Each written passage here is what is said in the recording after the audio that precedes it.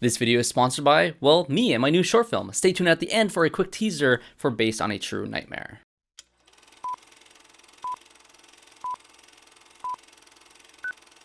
Hello everyone and welcome back to another video on the channel, and today we are reviewing Keeper, directed by Osgood Perkins, starring Tatiana Maslany and Rossif Sutherland. This movie follows a couple going on an anniversary retreat to a cabin in the woods, but there is something dark under the surface of this trip, leading us down a mystery to the cabin's haunting past. And I will of course be getting to spoilers for Keeper, so if you haven't had a chance to watch it just yet, and you're curious to watch yet another interesting horror film from Osgood Perkins, definitely go check it out. And for those who have already seen the film and are very confused by this film's ending, let's get into it.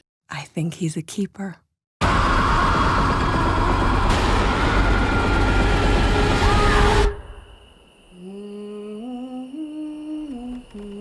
This is an interesting one for me, as it's from a director that I've come to really like over the past year, with his constant churning of conceptually distinct horror films. Longlegs was a fascinating genre blend of these supernatural and serial killer stories. The Monkey felt like going into a circus's horror funhouse. And now with Keeper, you have Perkins taking on the classic cabin in the woods type of film. And I'll say right off the bat that this is probably his least unique film yet. There aren't many films like Longlegs, and The Monkey, at least for me, was a really fun divergence from his filmography. But I can rattle off countless number of movies that feel similar, both tonally and story-wise, to Keeper. But that doesn't mean this movie doesn't have the same elevation to the genre that Perkins usually brings. This movie is incredibly well shot. Cinematographer Jeremy Cox, who previously worked in the camera department for his last two films, takes the reins and crafts a look that accentuates the film's eerie atmosphere. The use of shadows and patterns in the architecture of this cabin, along with lingering shots of empty corners of the roof, leave you waiting for a scare, only for the filmmakers to hold you in that state of tension. I am also a sucker for cross-dissolves in my own editing style when I work on films, and this film perfectly scratched that itch in my brain that loves this style. The use of crossing between flowing river water with our main character's dazed mind was hypnotic, but the style isn't everything. You need a story and a character to draw you into the film's mystery, and I thought Tatiana Maslany did a great job at just that. I went to a test screening for The Monkey several months before that film was released, and one of the notes that I gave for that film was that I wanted more Tatiana Maslany, and I'll take this film as a direct response to my notes. The film is very vague when it comes to the history of the relationship between Liz and Malcolm, but Maslany's performance here always kept me interested to learn more. I think you can contrast this film's setup very well with the movie Fresh, but if you imagine in that film, you skip to the point where Daisy Edgar Jones's character is going on the trip with Sebastian Stan, and instead of jumping straight to he's a cannibal, you linger on Daisy slowly learning that something is off about this guy until the last 15 minutes of the movie. That is essentially what you get here, and if that sounds frustrating to you, well, you're probably correct. And I honestly think that this movie's structure was more so similar to Fresh, where you got to learn more about the relationship at the beginning of the film,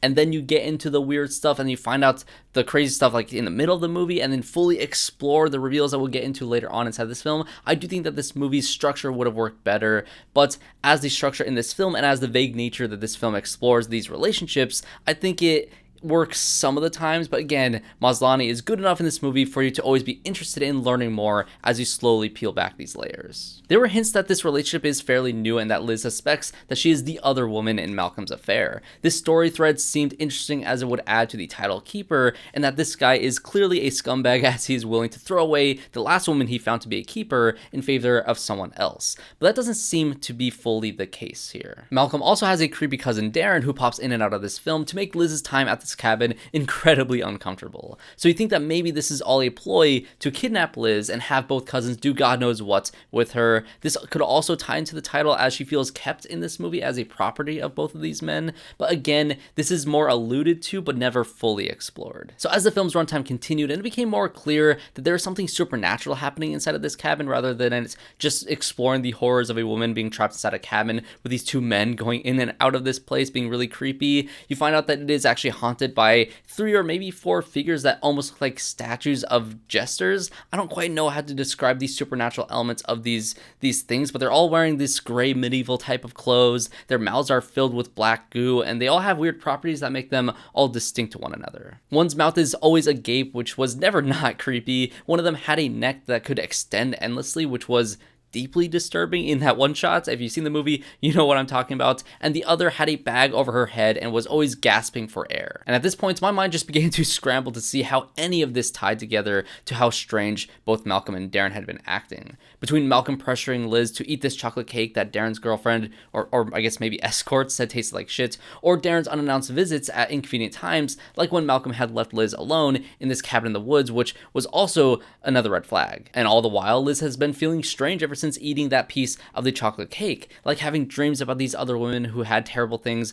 occur to them, and being drawn to eat the rest of that cake in the middle of the night, making these weird visions of these figures happen during the day. So what in the world is actually happening here? Let me go over the explanation first before getting into why this film's ending didn't quite work for me, and I'll say that all this on paper sounds really fascinating and original as the film takes a strange turn down the folk horror genre. Alright, so bear with me here. So essentially 200 years prior, when Malcolm and Darren were kids, that's right, they are essentially immortal, they stumbled upon a pregnant woman, also played by Tatiana Maslany, at this river where the cabin will eventually be built. And because these kids are absolutely demented, they decide to shoot her as she's trespassing on their land and dump her body to be eaten by the pigs in their barn. But she is actually still alive at this point, so she's able to give birth to what we will call the children, which are those weird figures that we had been seeing haunt Liz in modern day. The kids eventually decide to go up and shoot the mother, who clearly had some supernatural or witchcrafty stuff going on behind her eyes. I mean, she's also giving birth to whatever these children are, so there's clearly something going on with this character's backstory that we unfortunately never learn. Malcolm and Darren then spend the next 200 years collecting victims to feed to the children to both satisfy their hunger and to give them eternal life. So fast forward to modern day, Liz is the latest victim of Malcolm's, and Darren's escort girlfriend is his latest offering to the children.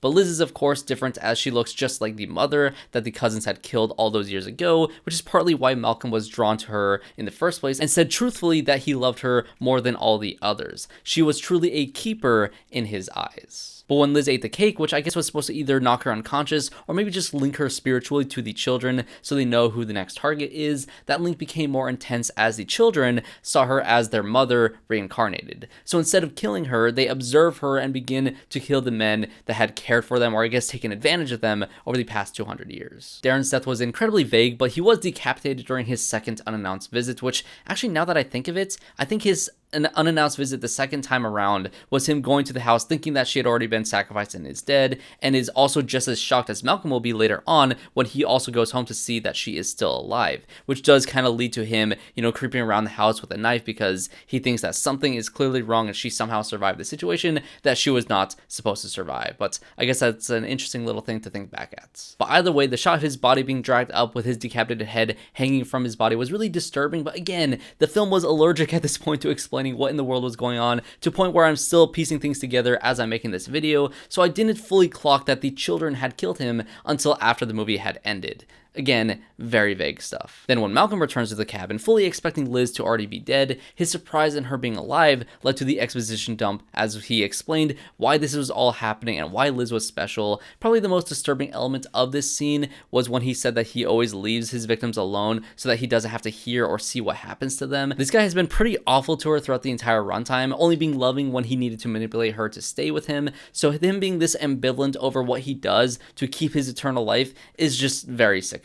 Still thinking that he will get away with this, Malcolm decides to leave Liz in the basement with the children, thinking that the children will then kill her at this point in the film, which is also when we get a good look at the one with the bag over her head. She removes the bag and you see all the faces of the past victims stitched together around one head, and I absolutely loved the visuals of this, and honestly all the designs of all these children were all super creepy and effective. The script finally does flip with Liz taking on the role as the mother, leading the children to keeping her alive, therefore stripping Malcolm of his eternal life. He ages immensely overnight, and Liz then kills Malcolm at the end by hanging him upside down and dunking his head in honey, I think. I actually don't really know what she does to him at the end, but either way, she now has power to do whatever she wants at this point. So what does it all mean? I honestly don't really fully know. I mean, I picked up a lot of the meaning behind Liz's original fears from a grounded standpoint. The film captures Liz's character being in a controlling relationship pretty well, despite being vague as hell. Some of her decisions were frustrating to say the least. Her taking a bite of the cake after expressing her dislike for chocolate cake was was very frustrating, along with her letting Darren inside of the cabin, along with her reaching her hand into the sink drain when the disposal was making weird sounds.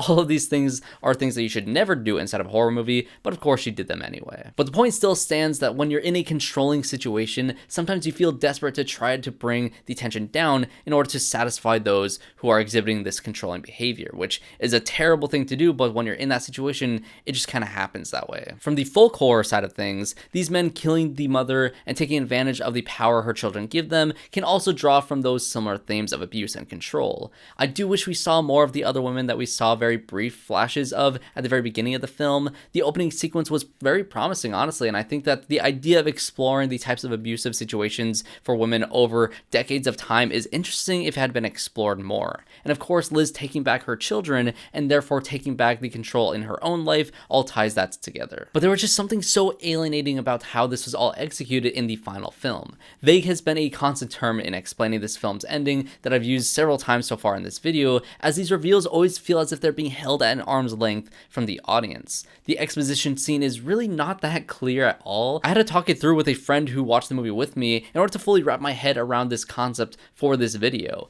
If I saw this alone, I'd be so lost, and to be fair, the explanation does make total sense when you do finally get your head wrapped around it, but the fact that the movie's plot stopped so we can get an exposition dump that didn't actually fully successfully explain everything to me was a failure in my eyes. So yes, I dug the movie's tone and atmosphere. The cinematography was breathtaking. Honestly, some of the best cinematography I've seen all year, and Tatiana Maslany was great, and I'd love to see her pop up in more horror films like this. The idea and lore behind the folk horror ending is fascinating and original, but the execution was too vague and had me leaving the film feeling unsatisfied. Maybe I'd enjoy this movie more on second watch after stirring on what it all means, but as of now, I think that Keeper was good, but not as great as I hoped for, coming from Osgood Perkins. I think she's a keeper.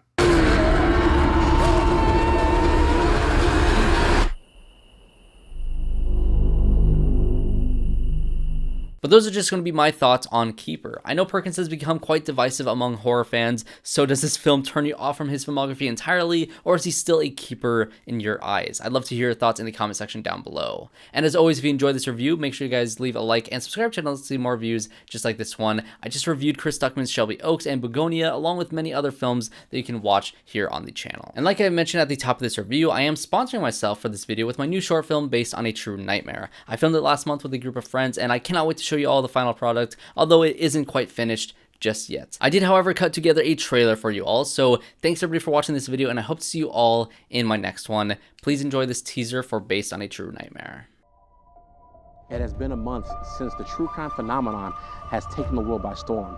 The Todd Creek killer has claimed many victims on his treks through the western United States, but it was the discovery of a lone survivor that has captivated millions. Many are now turning to this lone survivor for the answers to the questions on everyone's minds.